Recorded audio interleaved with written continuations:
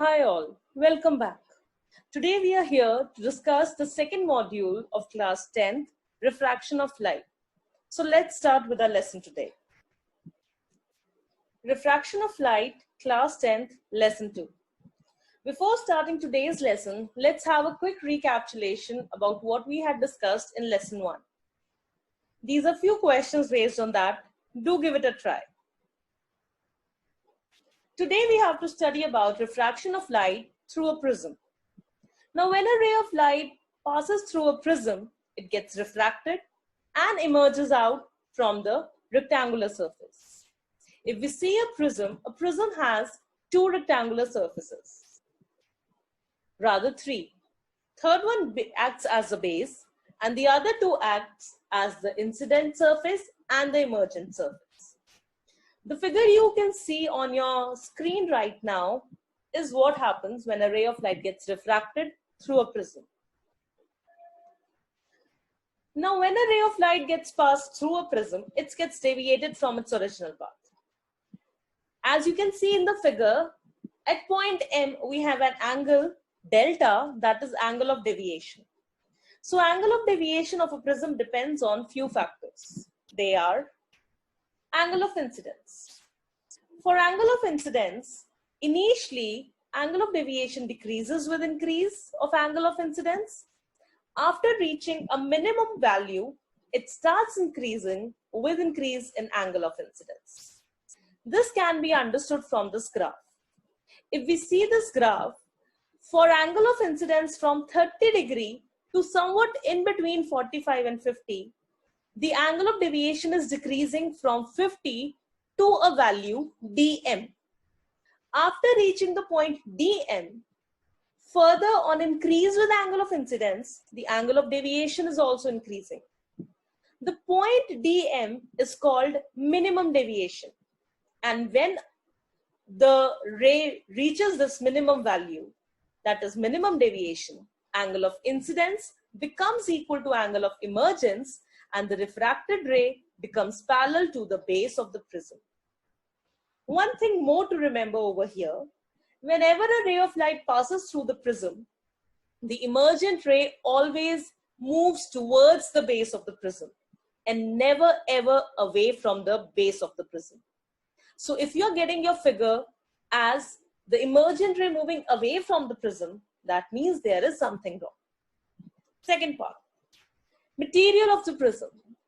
We know that glass is available in different materials. So depending upon the material of the glass also, the refractive index changes and hence the deviation. For a given angle of incidence, the prism with higher refractive index produces greater deviation and vice versa. For crown glass has higher refractive index than a flint glass. So deviation is higher in crown glass than in a flint glass. Angle of prism. In this figure, angle A is angle of prism, and with increase in angle of prism, the deviation also increases. Wavelength or color of light. For a higher wavelength, the deviation is least.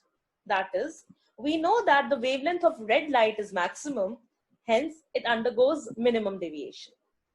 Similarly, the violet light having maximum deviation. Why? Because it has least wavelength. So these are the factors which affect the deviation when a ray of light passes through a prism. Now, the next concept is of real and apparent depth. We have mostly observed when a straw or a pencil or a stick immersed in a liquid, in a beaker, a glass, or anything else, it always appears to be broken. But is it actually broken? No, it is actually refraction of light because the light is traveling from denser to rarer medium. To study real and apparent depth, for many cases, we take that the object is in the denser medium and the observer in the rarer medium. So for the observer, the object appears to be dispersed from its original position. These are other two factors. Now, if you see clearly, a person watching this coin in the beaker, to him, it will appear somewhere else.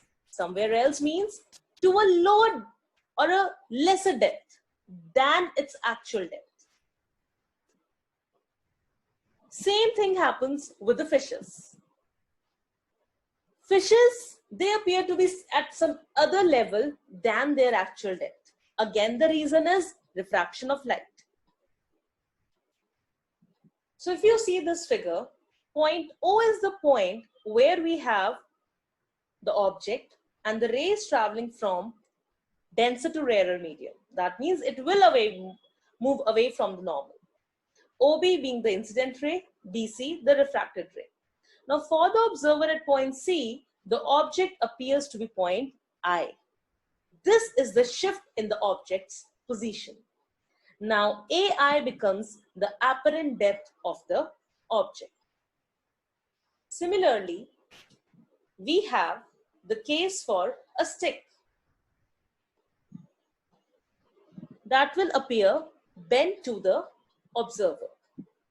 Using the formula, we can also find out the refractive index if we know the real depth and the apparent depth.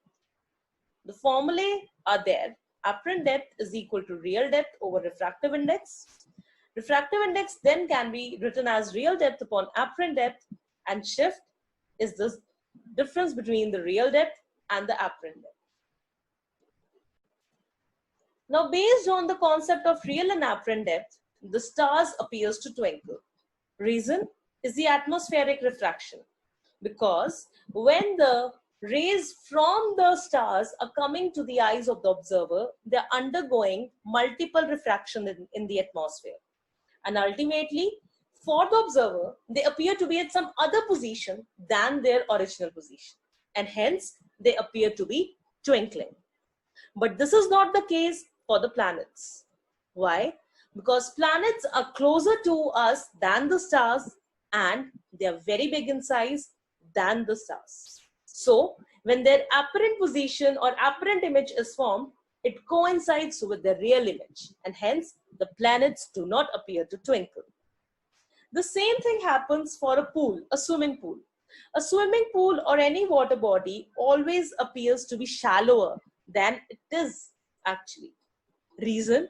The reason is again real and apparent depth, and that is refraction of light. So this was all about the concept of real and apparent depth. Let's try out a numerical based on the formula we get from this relation. The problem is there is a glass slab of thickness 18 centimeter and refractive index 3/2, which is placed on a printed matter. The normal shift, or simply we can call it as shift as well, of the printer is, let's find out.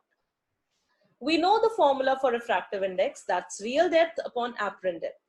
We know that real depth, let us take it as d real, as 18 centimeter, and refractive index mu is 1.5. 3/2 can be written as 1.5. Putting the values, we get apparent depth as 12 centimeter. So what is the shift? Shift is real depth minus apparent depth, that is 6 centimeter. So this was all for this module. Here are a few questions for you all to try. Do try and get back to me. Thank you.